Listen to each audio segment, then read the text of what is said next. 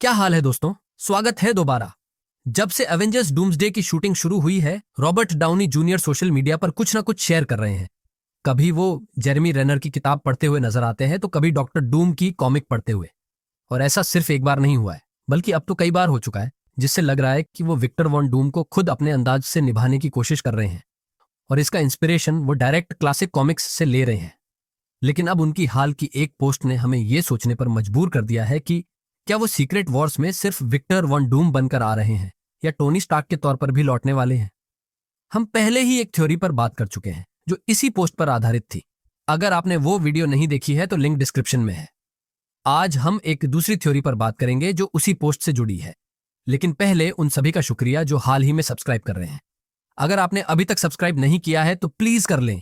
Channel को support करने का ये सबसे आसान तरीका है। चलो, तो सबसे पहले हम लोग थोड़ा प्रैक्टिकल होकर सोचते हैं। हमें यह पता है कि मार्वल स्टूडियोज, रूसो ब्रदर्स और रॉबर्ट डाउनी सब मिलकर डॉक्टर डूम की 60 साल पुरानी कॉमिक हिस्ट्री की नॉलेज से इस किरदार को बनाने की सोच रहे हैं।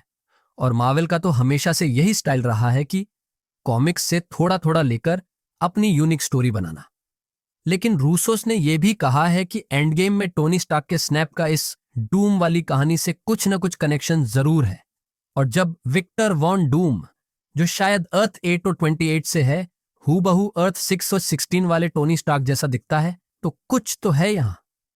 अब मेफिस्टो की एंट्री और आयरन हार्ट सीरीज के एंड में उसकी बातें भी इस थ्योरी को मजबूती देती हैं कि मेफिस्टो शायद लंबे समय से पर्दे के पीछे से डूम की मदद कर रहा है। अब जो सबसे दिलचस्प बात है, आज रॉबर्ट डाउनी जूनियर ने इंस्टाग्राम पर iron man legacy of doom की कवर फोटो शेयर की। इस कहानी में 3 किरदार हैं, टोनी स्टार्क, डॉक्टर डूम और मेफिस्टो।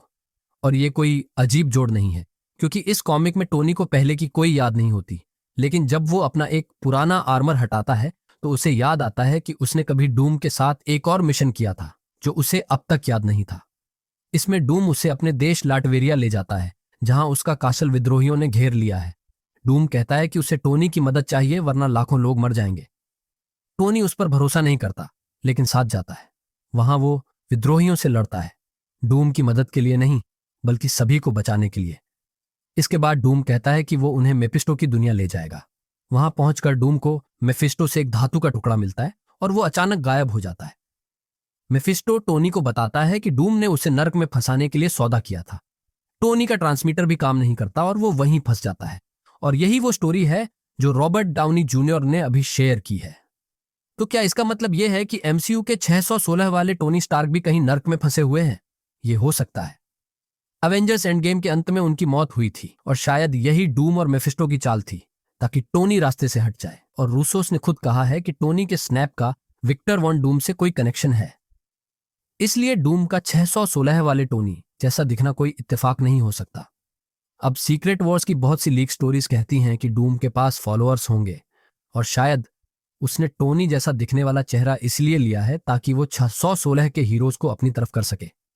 लेकिन सबसे बड़ा सवाल है कि आखिर क्यों डूम और फैंटास्टिक फोर दोनों 616 यूनिवर्स में आ रहे हैं। थंडरबोल्ट्स के एंड में फैंटास्टिक फोर अचानक 616 में आ जाते हैं, लेकिन ये क्यों हुआ, इसका कोई बैकग्राउंड नहीं दिया गया। हमें यह पता है कि यूनिवर्स 616 एक सीक्रेट टाइमलाइन है और लोकी खुद मल्टीवर्स का केंद्र बना हुआ है। तो हो सकता है 616 के पास इसके अलावा कोई और खासियत भी हो। डेडपूल और वुल्वरीन मूवी में हमें एमसीयू के न्यू कॉन्सेप्ट यानी एंकर बीइंग्स के बारे में बताया था। पहले कुछ लोग सोचते थे कि ये डॉक्टर स्ट्रेंज या स्पाइडरमैन होंगे, लेकिन अब लग रहा है कि ये हमेशा से टोनी स्टार्क ही था। और शायद वो सिर्फ 616 का नहीं, बल्कि पूरे मल्टीवर्स का एंकर बीइंग है। तो क्या मेफिस्टो इस सब में शामिल है? हाँ, हो सकता है। और हम इस पर और थ्योरी वीडियो भी लाएंगे। अब सवाल यह है कि क्या सच में टोनी स्टार्क नर्क में फंसा है और डूम उसके चेहरे के साथ घूम रहा है? ये iron man legacy of doom की स्टोरी से तो मेल खाता है। और हाँ, ये डॉक्टर डूम की स्टोरी नहीं है, ये आयरन मैन की स्टोरी है। पहले भी रिपोर्ट आई थी कि रॉबर्ट डाउनी जूनियर सिर्फ एक नहीं, 4 अलग अलग रोल में एमसीयू में वापस आ सकते हैं, जैसे ह्यूग जैकमैन ने डेडपूल एंड वुल्वरीन में किया। इसका मतलब यह हो सकता है कि हम सोच भी नहीं रहे हैं कि एक पोर्टल से अचानक टोनी स्टार्क लौटेगा, लेकिन मार्वल यही करने वाला है। और जब सीक्रेट वॉर्स के आखिर में असली टोनी लौटकर डूम को हराने आएगा तो सब दंग रह जाएंगे। आप अपनी राय जरूर बताइए, क्या आपको लगता है हम सही दिशा में सोच रहे हैं या नहीं? तो नीचे कमेंट्स में अपनी राय जरूर शेयर करें। वीडियो को लाइक करना और चैनल को सब्सक्राइब करना न भूलें, ताकि आप मार्वल की कोई लेटेस्ट अपडेट मिस न करें। और हमेशा की तरह देखने के लिए बहुत बहुत धन्यवाद।